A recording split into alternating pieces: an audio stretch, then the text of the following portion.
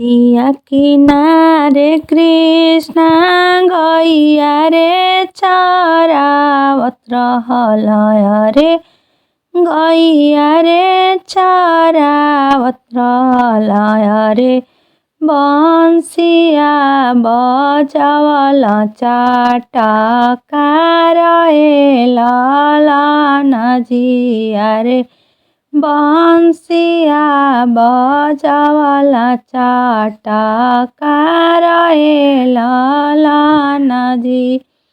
बंसी के आवाज सुनी के सखी सब जुटली अरे सखी सब जुटली अरे बंसिया के लिहनी चोराइए लालन जिया रे बंसिया के लिहनी चोराइए लालन जी।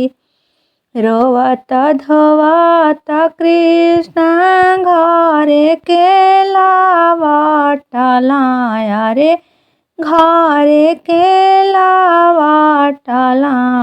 रे आमायांगे रोधना पसारे लालन जी अरे आमायांगे रोधना पसारे लालन जी।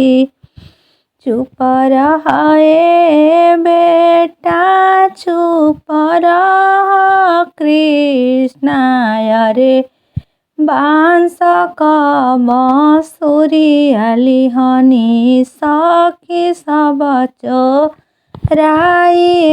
लालन जी। जाए देहुए बेटा बांस बंसुरिया रे बांस बंसुरिया रे सोनवा क देबो बनवाइए लालन जिया रे सोनवा क देबो बनवाइए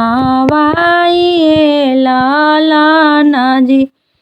सोनवा के बांसुरिया आवाज नाही करी अरे आवाज नाही करी अरे बांस बंसुरिया बाजे चटकार लालन जी अरे बांस बंसुरिया बाजे चटकार लालन जी अरे ओहु आवाज सुनी जुटली राधिका हमार लालन जिया रे ओहु आवाज सुनी जुटा राधिका हमार लालन जी।